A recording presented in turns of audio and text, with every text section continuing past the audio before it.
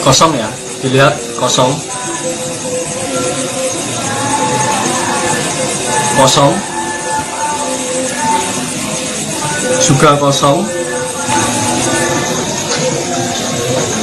kosong, kosong. Assalamualaikum warahmatullahi wabarakatuh. Saya Rosalina akan menjelaskan tentang teori Karl Marx. Baiklah, saya akan membaca biografinya terlebih dahulu tentang Karl Marx. Marx lahir dari keluarga Yahudi di Trier, Jerman pada tahun 1818. Ibunya berasal dari keluarga Rabi Yahudi, sedangkan ayahnya berpendidikan dari keluarga Rabi Yahudi. Sedangkan ayahnya berpendidikan sekuler dan pengacara yang sukses. Ketika suasana politik tidak beruntungan bagi pengacara Yahudi, suasana politik tidak menguntungkan bagi pengacara Yahudi. Ayah dan keluarganya pindah menjadi pemeluk agama Protestan. Tahun 1841,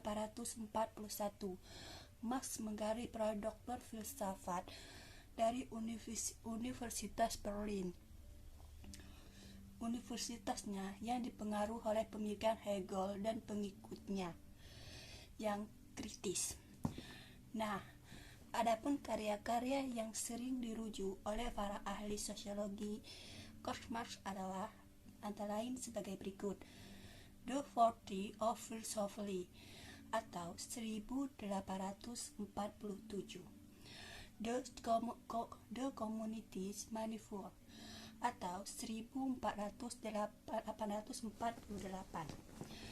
The Englantis Brumaire of Lois of Vertical atau Ekonomi 1857, Gondish atau disebut juga dengan Goal Team of a Critique of Political Economy 1857, Preface to a Contribute to the Contribution of Political Economy atau 1857,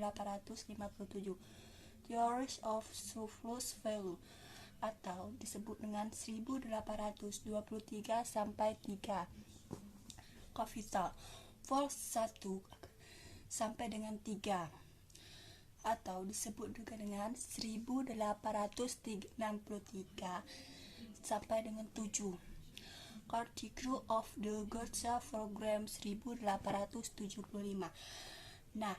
Kedua, kita masuk kepada pokok persoalan dan metode dari Karl Marx.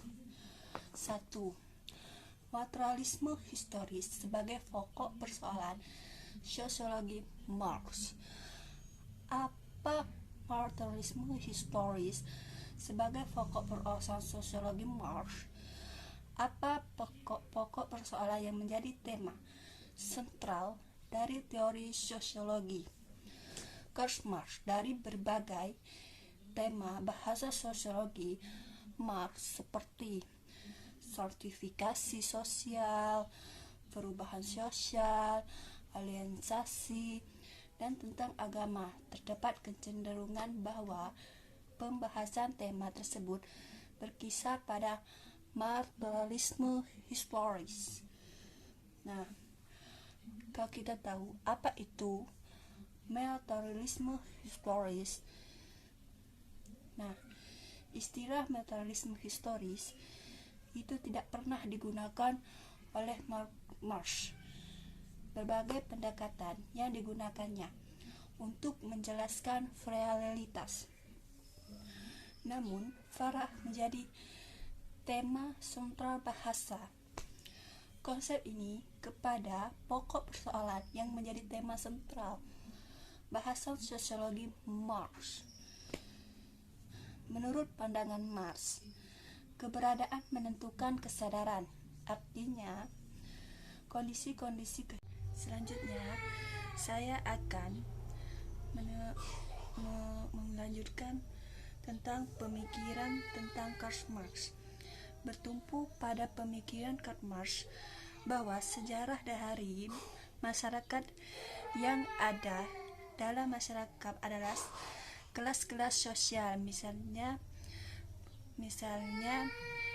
saat karakteristik kegemukan oleh Karl Marx ini perkembangan sejarah kapitalisme dan sosialisme. Dalam teori ini, Marx memiliki hukum yang berbeda pendapat dan pemberontakan terhadap kaum muslimin dan pengerjaan kelas ini yang berperangkap bahwa pelaku utama dari ketersaingan manusia adalah memenangkan perjuangan ini yang tanpa kelas.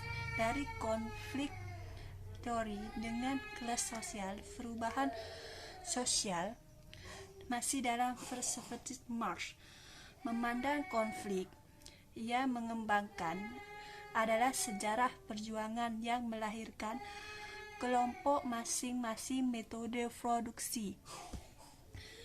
Kelompok-kelompok yang menyadari bahwa masih dalam perspektif Marx memandang konflik negara di mana konsepsi-konsepsi bertumpu pada pemikiran Marx. Nah, negara tentunya memiliki values yang real dari Marx. Pada suatu saat ia akan memenangkan masih dalam fresh career. Nah, negara tentunya masih memiliki kepentingan, oleh karena itu adalah produksi bisa diferensiasi melalui negara. Oleh karena itu, kelompok bourgeois memiliki kekuasaan untuk memutuskan diproduksinya berpihak pada kaum bourgeois dibandingkan profesor. Dan pada akhirnya Marx ini memiliki suatu kaum proletar akan memenangkan dan mengontrol produksi, atau disebut juga dengan pemikiran modal kelas. Nah, dan satu lagi, dalam Karl Marx ini mengandung pemahaman sosial.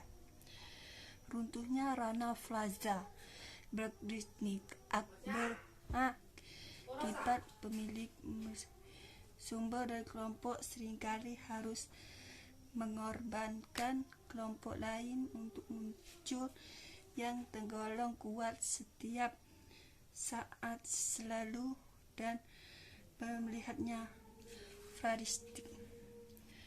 Nah, pada struktur sosial dan mengorbankan kelompok lain untuk menciptakan perubahan sosial dalam tatanan sosial perspektif ini lebih menekankan pada peranan.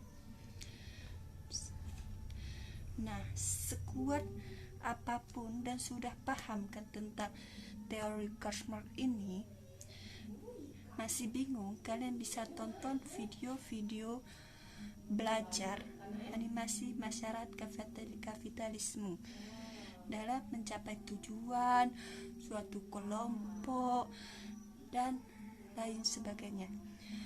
Baiklah, sampai di sini dulu presentasi Karl Marx dari saya. Saya tutupi dengan wabillahi taufiq wal hidayah. Wassalamualaikum warahmatullahi wabarakatuh.